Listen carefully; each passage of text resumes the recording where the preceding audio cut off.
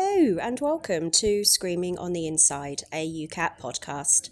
I'm your host Celeste. I'm a member of the UKAT alumni team and an addict in recovery, and I'm thrilled to be your guide through the inspiring stories, insights and experiences shared by the amazing members of our alumni community. If you're listening, you're in the right place.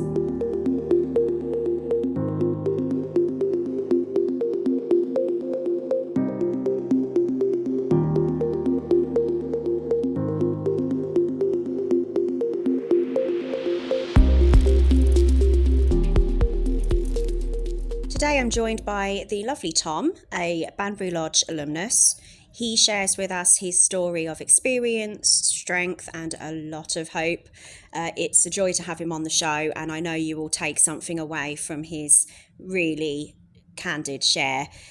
Whether you're personally navigating the path to recovery, supporting a loved one, or simply seeking knowledge and inspiration, I do hope you enjoy. And without further ado, over to Tom.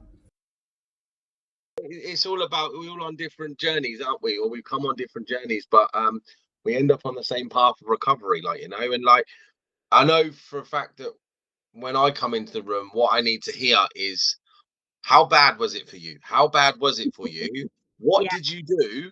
What did you do? And what is it like now? Because they're the three things that's going to make a newcomer, I feel, stick around. Absolutely, yeah. And you know, as we're on the topic, right? What I'm going to ask now, Tom, Yeah. is for you to introduce yourself for the listeners, if you don't mind, and Okay. just a little bit about yourself, really. Okay, so my name's Tom. I am a recovered addict. I can call myself a recovered addict today, through following some very simple tools that have been given to me. I've been in recovery just over 14 months now. Nice. And no word of a lie, my life has completely changed from changing some quite simple things, really. At the first, they felt like the hardest things in the world that I would never be able to do. But actually, once I got explained to me what I suffered with, then I was able to embrace these tools that were given to me and use them in every single day life. Yeah.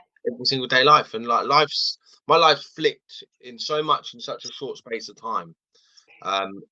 I couldn't have, if I'd have had 1,000 guesses of where I'd be in 14 months' time, it wouldn't be where I'm sat today.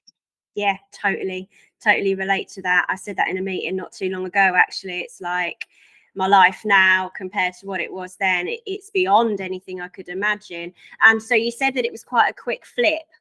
So for you, what was that like?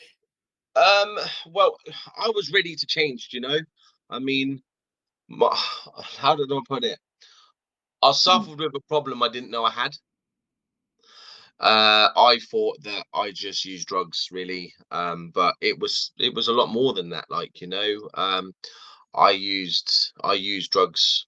I didn't use every day, but when I did, like if I had one line, I was gone. There was no stopping me. It didn't matter if my wife was there, my family. If I needed it, I'd get it. That's the way it was, and I had to be completely ready to change. I tried before to go to meetings for my sister and stuff like that. Yeah. I wasn't interested. I wasn't interested because I think it comes down to the person has to be ready, And for an outsider, I say it like this, looking in, they don't quite understand that. But then I didn't, because when I don't know if you experience, like when your loved ones or your friends say, "Why don't you just stop?" But I didn't know. I said, "I don't know. I don't know why I've gone missing for the last 3 days. I don't know." Yeah. And then you say, like, I do relate totally. And I also relate, I'll come back to it, but that thing of like, oh, well, I don't use every day. I don't drink every day. So I'm not really that bad. Right. But yeah, like just not knowing why. It's mental, and I would make any excuse to use. Like, I'd reward myself. Like, you've been good this week, or you've had a shit day, but it's bizarre because I'm rewarding myself that actually is destroying myself. So why it just doesn't make sense now. But at the time, I would try and find any little nook and cranny to justify to me why I'm doing what I'm doing, because I knew I was hurting people around me. But you don't really like, okay, yeah, they're a bit upset at me, but they'll be all right. Do you know what I mean? I'm doing this for me. It's up to me what I do. I'm a grown man. If I want to go missing, I've got stresses and blah blah blah. But that was me in a nutshell, really. In a Yeah. nutshell. Yeah, it makes us selfish, doesn't it? Does make us But quite like, selfish. I know now, looking back, there's no way in the world I would have put up with my shit. And that's why I even now more grateful to have these people back in my life, because I wouldn't have accepted my apology. Do you not? Would you not? Nah, not some No? of the stuff I did to my family.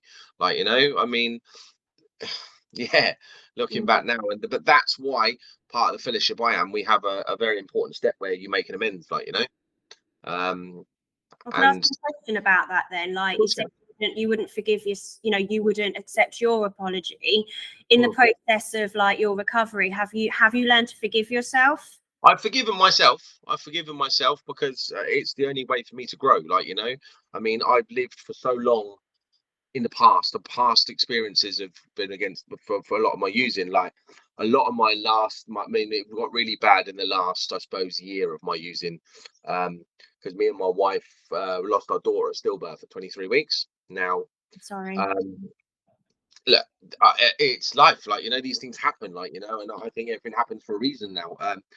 But the hardest thing for me, the bitterest pill for me to swallow, was that I used that every single day after losing her as my excuse to do. I wasn't there present for my wife.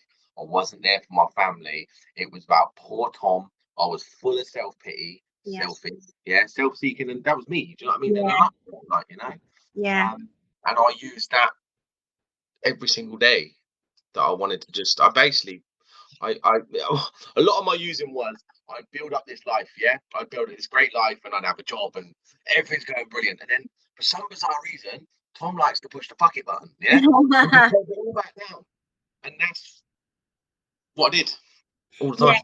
yeah, absolutely. Just like that self-destruct button. It's amazing, just like we were just saying, wasn't it? Like, to look at us two, you wouldn't think we'd have a lot in common, but actually there's a lot of similarities there, But, But like, my dad died when I was 25 from this disease, right? And I've shared this before, so I think our listeners might know that. But I used that as an excuse to drink for the next nearly 10 years and use and everything, even though I was suffering from the same disease that killed my own dad, and it was like, how can I create a situation where I've got good enough excuse to carry on doing what I'm doing with impunity? yeah, because nothing else mattered, does it? Nothing else, no one else mattered. Like, it was all, it was self. I was full of self, like, Yeah. and I used to feel something. Um, but the bizarre thing about it was, I didn't even like being high off cocaine. Do you know what my buzz was? Was picking up drugs. Yeah, because to me that was the only feeling that I could feel anything. Because after 2 or 3 lines of cocaine, I can't even look at you, let alone talk to you. I'm locking myself in my room, and I'm at the curtains twitching all night, because I think that my garden's full of people coming to get me. Right. So my actually little bit of excitement out of the whole of it was when the dealer would say, "Come now," or "I'm coming now," and then you'd get that anticipation, because you think every time this is going to be different. Yeah. But it only was different in a worse way. It never got better. Don't get me wrong, when I was like social using, recreational using, I suppose, when I was younger in the weekends, it was quite fun. It was fun. You don't see the dangers in it then, do you? No. No, Um, you don't. but I can see now, looking back, that I was an addict from day one. Like, I Yeah. always had to have a bit more kept aside for me, because I don't want to share it all. I mean, I shared this bit, but I'm going home with that bit for me. Do you know what I mean? Or I couldn't go anywhere. If we're going on a night out, that was my first thing. It wasn't where we go and what we're doing. I need to take cocaine. Yeah. Mm-hmm. And it just revolved everything. Yeah. Takes over, Isn't doesn't it? it? So Mm. even back in the day when it was a fun social thing and it was something that all of your friends were also doing, even then you could see that you were different, that you weren't using in the same way that your No, friends were. Yeah. no, it was always, when it started, flat out. Yeah. Flat out. But then I'm like, I mean, I believe that I'm an addict through and through. Whatever I do, I mean, I have to be very careful with my food and my Mhm. relationships and my sex conduct and everything, because it will just spiral away. Like, even when I first come into recovery, I had to be careful with online shopping, because that got a bit of too much at one point as well. Like, you know, and these things as well. These Oh, things don't. have happened in my life as well. God, so for anyone listening, we're waving our vapes around. Yeah, I am surgically attached to mine. Did manage to give up smoking cigarettes about a year into recovery. Oh no, about 9 months into recovery. But yeah, But the thing is, it's like you've probably heard it in meetings. Like it's like whack-a-mole, isn't it? We've got to be kind to ourselves, though, haven't we? And just accept that yes, cross addictions. Yes, it's absolutely a thing with us, and we do have to be cautious of that. But I don't know about you, but for me, I just focus on the thing that's going to kill me first. Exactly.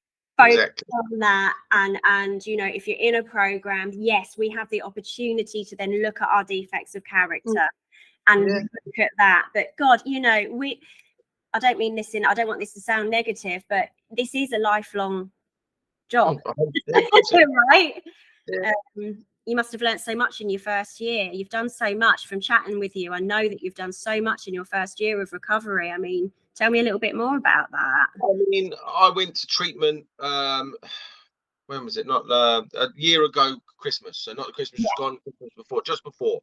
Yeah. What put me into treatment was I ended up in a coma from cocaine. I nearly died 3 times.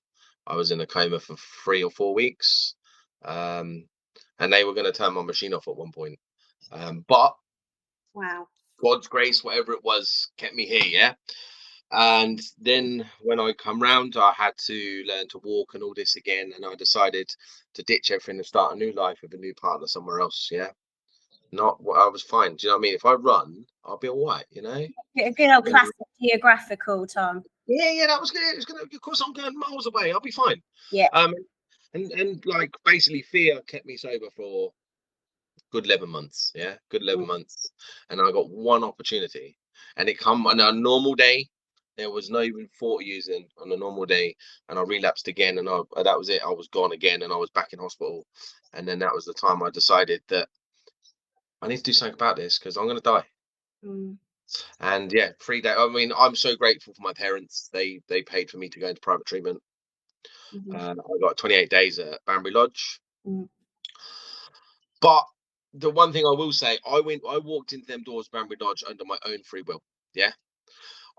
What I found in Banbury Lodge, or in my case of rehab, was there was quite a few people in there that maybe I don't want to say put in there, but they didn't want to be there, Mm-hmm.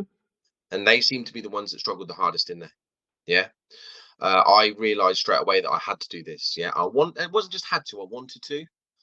And that made me, for the first time probably in my life, shut up, leave my ego, because my ego's up here. You know, I might be on the floor, yeah, but if I meet you, I'm gonna have this happy face. My ego's up here, but I'm crushed. I'm crushed. Yeah. But I went in there. I was crushed. I went in there, but I went in there to learn. Yeah, and it was the most amazing experience of my life. I learned so much. I learned that I'm not. It's not. Cocaine is a symptom. Yeah. What I Absolutely. suffered with for all my life was fear. Mm-hmm. Fear and people pleasing is a huge one for me. Um, and then yeah, I smashed it in rehab. Do you know what I mean? I did everything I could. I went to every meeting. I did every bit of work. I listened. I just got on with it, and I come out of there, and I did the first thing I was told to do: go straight to a meeting. So I went to a local meeting near me in Wallingford. Um, was kind of like a bit of rabbit in the headlights, I guess, walking in there. You know, like, oh my god, like, but I couldn't have walked into a better place. You know, I couldn't have. But the reason I went to the Wallingford meeting, because I don't know if a lot of people have had experience with going to treatment, but the one I went to was a 12-step treatment Mm-hmm. center. So Yeah. they kind of give you the free fellowships. You do meetings of the free fellowships, and like, but we had my one. I don't mind saying it's Cocaine Anonymous. That's where I go. Mm-hmm. Yeah. And a lady come to share, and there was probably 15 of us in the room. But that night she was only talking to me. It Yeah. was 2 nights. It was 2 nights before I got out. of treatment, and she was at my local meeting, and she was talking to me. I knew she was, and I got a number straight away. Amazing. I met her a week later, and then I got a sponsor straight away. And then I was talking to this guy, and he said, "Yep, I'll sponsor you, no problem. Tomorrow morning, you got to ring me at 6 o'clock in the morning." I was like, "What? Sorry, sorry." I'm, He said, I'm sorry. What? "Yeah, it's 6 o'clock in the morning. We're going to go through the big book." Because like, what do you mean? He said, "Okay, all right." So, but do you know what I did? Do you know what I did? I never missed one call with him. Yeah, I nice. didn't miss one call. I made sure that I was 5 minutes early to every call. Um, And all I did, I mean, I haven't done anything special at all. Yeah. All I've done was do everything I was told to do for once in my life. Yeah. Hmm. And yeah, and then I just went through the steps and just kept going to meetings. I picked two groups a week, 3 groups a week to start with actually. Yeah. And then I had to get service positions, which you do in to help out. And that's what I've done. That's all I've done. And like it's just kind of snowballed from there, if that makes sense. Like, and now I've been asked to do, I think I've done 3 or 4 shares at different meetings. I've been to a couple of conventions. And then I got the beautiful opportunity of to start sponsoring people. That this I would love to learn more about this. So it really makes me laugh, right? Because I'm quite happy to say that my fellowship is AA. Okay. And I got a sponsor at my first meeting. I will never forget my first meeting. It was in Soho in London. I was like a rabbit in the headlights, Yeah. it was a bit scary. And anyone who's like not sure about meetings, what your first meeting is going to feel a little bit anxiety inducing, but you just got to go with it, because once you get into that room, right, you are just held. It is such an amazing feeling. But yeah, anyway, like you, I got a sponsor straight away, and she was so gentle. Yeah. And it was gently, softly. It took me freaking ages to do my steps. CA, it's like boom, boom, Yeah. boom. Like, It's great. You just I get it mean, done. it must have been like my higher powers work, whatever. But I got a sponsor arm with the facts, simple as Yeah, that. Like yeah. and that's what. And I know that's not everyone needed, but that's what I need. Yeah, I need to be told You you're did. doing this right, you're doing Yeah, that wrong. Do this. Basically, shut up, yeah, listen, and learn. yeah. And that's what I did. And like with CA, like you said, it's quite a quick process. Do you know what I Mm-hmm. mean? It's not for everyone, but if Mm. you're on board and engaging, you can get through them steps fairly rapid. Like I think I got through in maybe 3 months, I suppose it was in Yeah. all. It wasn't rushed. That's one thing I will say. It No, wasn't rushed. that's it. Quick does not mean rushed. No, Yeah, it absolutely. was, but it's all about a program of action. Yeah, and Of thorough action. action. Yeah. Thorough. Yeah. Their action, and that's what I did. Like, and I try to sponsor the guys that I've worked with. I've had the opportunity to work with two in a similar sort of way, but you have to take every different person kind of accordingly. Like, not it's not one size fits all. No, it's not. You're right. At all. It kind of varies from person to person. I mean, I've made mistakes on my way. Do you know what I mean? I had one person that I was putting more into their recovery than them, and I was doing the chasing. And my sponsor said, "You're just gonna have to just back off and let them do what they got to do, and they're ready when they're ready." Yeah. But I do sometimes in recovery, you think you can save the world. It's that ego again, isn't it? Yeah, That yeah, ego comes in, and I yeah. know it's only because, and I've had a similar experience, and I often speak to clients who are really desperate to help people who they've been to rehab with and they've relapsed, and it's really difficult because we do have to actually really put our own oxygen mask on first when it comes to recovery. And you're absolutely right. Just like you, just like me, we weren't ready until we were ready. No amount of haranguing or pressuring from my loved ones would have gotten me Nope. into recovery any quicker than I came in. No, I think it's when you're ready. I mean, you've got to surrender, haven't you? And like, Yeah, and also another thing with recovery is there's no half measures lead to nothing. Do you know what I mean? Like, what did my sponsor say to me? Put in 10% of what you did into your addiction as you went into your recovery, and you'll be all right. Do you know what I mean? Because so like true. my my addiction, I would go to lengths and bounds to pick up drugs. Like I could go 3 or 4 hours. If I couldn't get it, I'd go somewhere else. Yeah. Mm. So there's never a night where it's a bit cold and wet outside, and I think, do I really have to go to that meeting? I always say to myself, you'd have picked up tonight, wouldn't you? So get your ass to the meeting. Oh my God, I have exactly the same conversation with myself. Honestly, it was absolutely pissing it down the other night. And I got my home group on a Sunday and I was like, I do not want to go. It's horrible out there. And I was like, I would stand around on bricks in Brixton at Mm, 3 o'clock in the morning, waiting mm. for my dealer to show up. And I'm Yeah, like, if you're willing to do that, my friend, get yourself to that meeting, you know? 100%, But 100%. you'll know this, like, it's our heads. It's phenomenal to me how, you know, being in recovery and in active recovery, if I am left on my own for too long, Yeah. left to my own devices, oh my gosh, it's amazing how quickly that head comes back. It's Yeah, I mean, yeah, you're so right. I mean, I would class myself. I'm gone in like the thoughts that I have that he's still come into my head today are like not normal. But the good thing now is they're just a passing thought. mm, Like I'm not gonna sit here and lie and say I don't ever have a thought about drugs or anything because that's a lie. Like but what I class my higher power as like a god conscience I've got now. Do you know what I mean? yeah. That's the way I class it as. Tom, that's a stupid idea. Just and let it just goes, But before I would always act on every impulse or every thought I had. Yeah. And it's okay to have them thoughts, you know what I mean? Absolutely. Like my sponsor, I love that. Like my sponsor, one of the most profound things she said to me is one thing I will never let go of is she just said to me one day, she said, Celeste, your thoughts are not instructions. They're not. And it's such a simple phrase, but it just comes back to me every time. And you're right. I think about drinking sometimes. I think about the act of using. Sometimes I'll have what you call euphoric recall because Mhm. we talk about it. I hear about it. I see other people doing it. And but it's I recognize that that's my addiction just sitting on my shoulders, that gremlin, and it gets smaller every day, Yeah, it right? does. But Yeah. sometimes he might come back again, and that's okay because we have the tools, right, to say, actually, I see you, Mm. but with all respect, I'm just going to let you go and move on with my day. Or use the tools, pick up the phone, call your sponsor, call a fellow, get Yeah. to it, do whatever it is you need to do. Exactly. Because we're never cured. We're No, never cured of this. Yeah, we get a day's reprieve from doing our daily stuff. Like my day will start. I start my days early. I'll wake up. First thing I will do is gratitude list straight away. Do you know what I mean? Yeah, every single day, gratitude list. Send it. I've got gratitude groups. I've got fellowship groups. Send it out there, That's lovely. first thing, and then it's meditation. I do struggle. I do struggle with meditation because I don't like sitting still. That's my thing, yeah. So if I can manage 5 or 7 minutes of meditation a morning, I'm doing all right, There's more than I can manage. Tom, Yeah. you're doing great. It's, and then I pray in the mornings. I have a few prayers I say, um, and I reach out to people.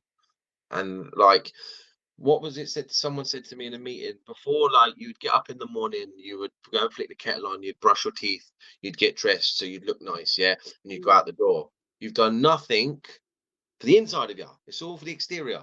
Mm, I have to go out. I have to do these things daily, every single day, because I remember one day early in recovery, I had to go and see my nan. Something was wrong, and I didn't get to pray or meditate, and it threw me for the day.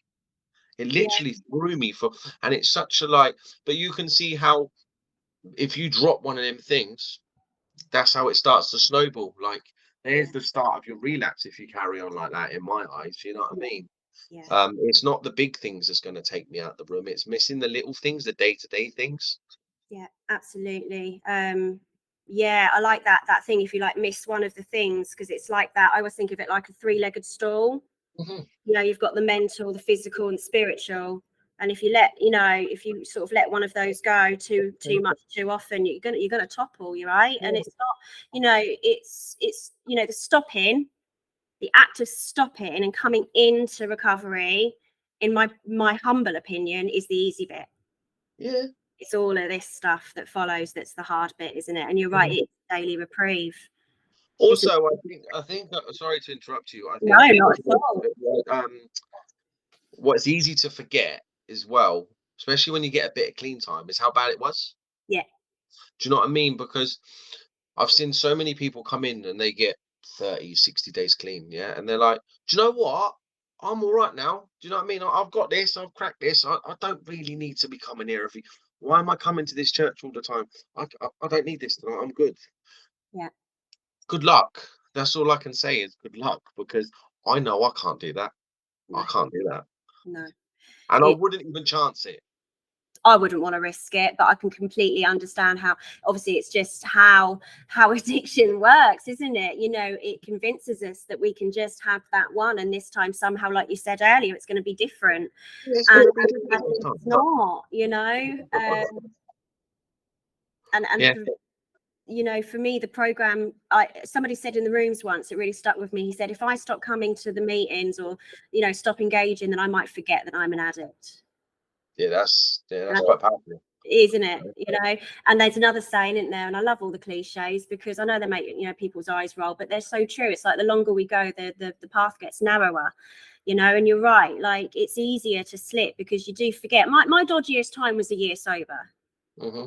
I was further enough away from the chaos that I'd forgotten. Like, I hadn't forgotten, but I was starting to romanticize it a little bit. Yeah, So I stepped up my recovery in after a year.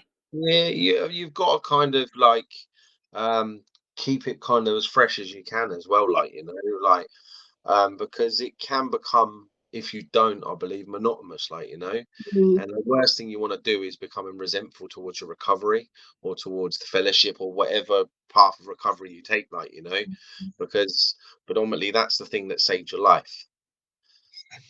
Yeah, absolutely. I mean, have you ever sort of felt a bit stagnant over the last sort of year? Was there anything you've found is sort of Well, hidden?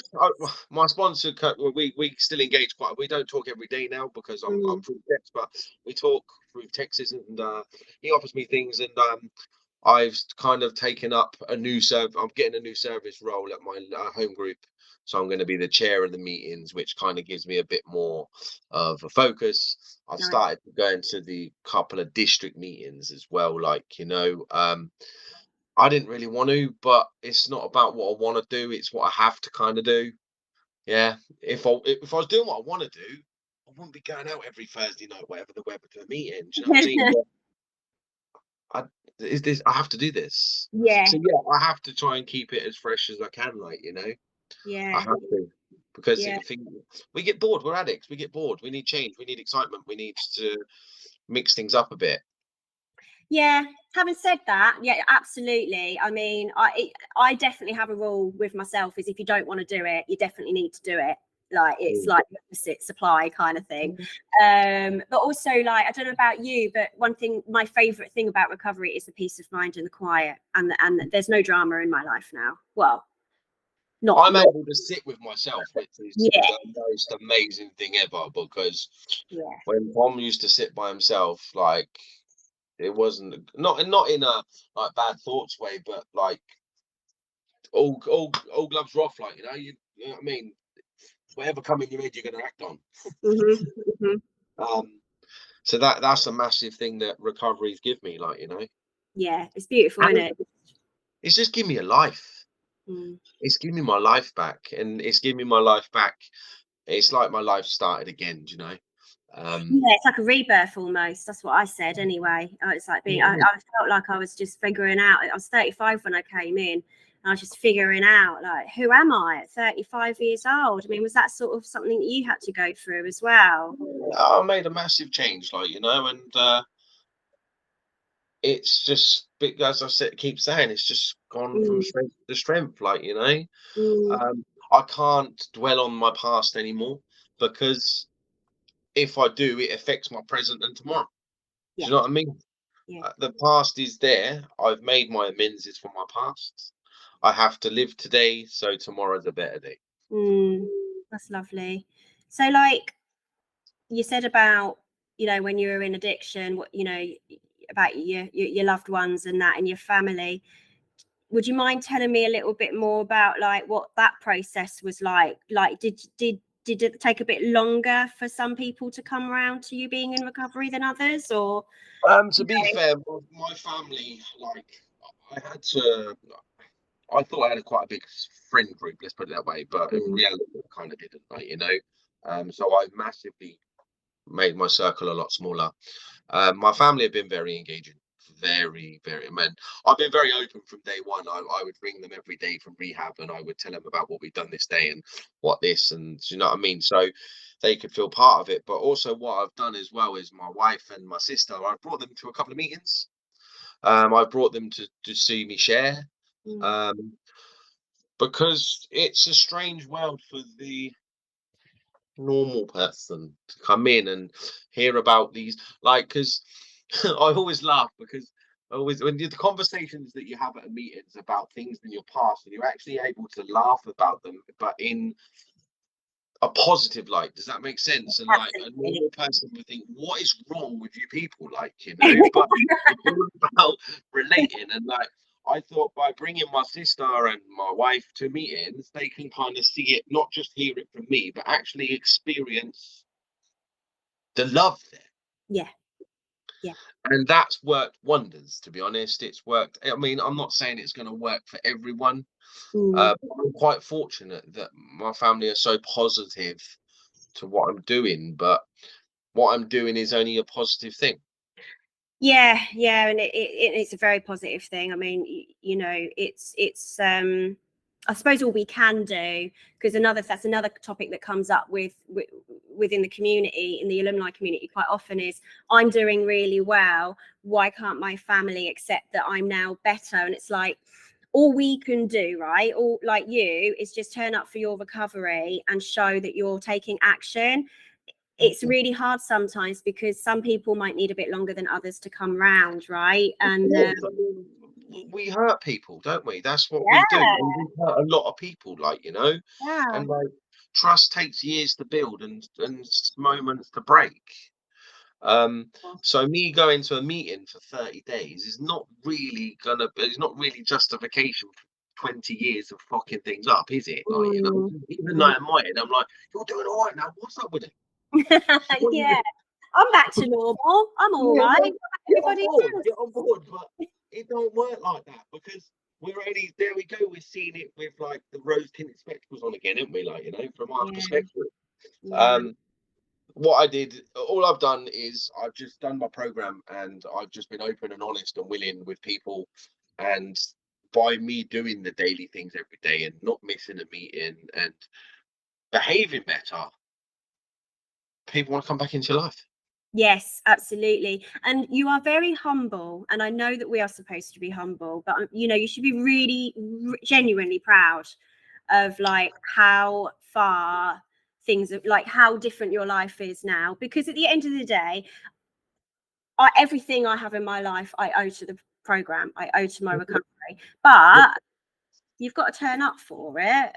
Of It doesn't course, I mean stand on your it's not just given to you, is it? Like lap. No, what I mean? it's not. But I've just done what I needed to do. Do you know what I mean? And like the way I looked at it when I was in the hospital for the second time is I literally had two choices Mm, because addiction will kill me if I let it. And I know a lot of people say that, but I should be dead quite a few times. Yeah, I'm still here. That was another reason for me believing in a higher power. Okay, mhm. that's why I'm here. Do you know what I mean? And I had two choices: you either live or die.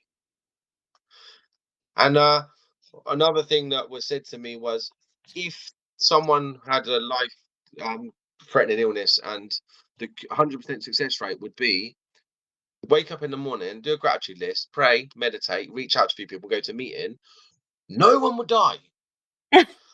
But as addicts, we like to cut corners and do a little bit, and We you know what I do. mean? And we Yeah, like to make things really complicated. and they're not. It's simple. You've just laid it out perfectly. Okay, I'm going to ask you one more thing. Yeah, of course. Um, what would be your number one message to anyone listening right now who's really who's struggling? Can you give just anything that comes to mind that maybe has helped you when you've been struggling? So I guess the most bravest thing in my whole recovery that I've ever said was I need help. Mm, There is no weakness in asking for help. It's actually probably one of the strongest things you'll do. One of the strongest things you'll do. And recovery works 100%. It works 100%, but you have to put the work in. Nothing's given for free. You have to put effort in. But I promise you now that if you do it and you really want it as much as you say you do, it will change your life. It will change your life. But there is no shame in asking for help. Right on, Tom. Thank you so much. Thank you so much for joining me today. It's been a pleasure chatting with you. Pleasure.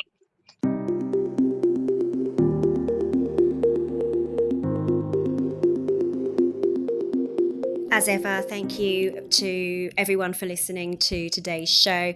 I really hope that you took something away from Tom's incredible story of recovery. As ever, those of you in our alumni community, please do reach out to us if you need any support. As Tom quite rightly said, reaching out for help is one of the bravest things that we can do if we're struggling.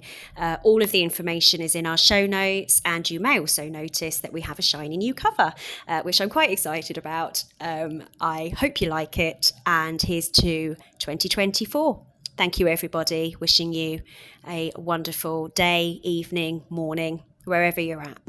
God bless.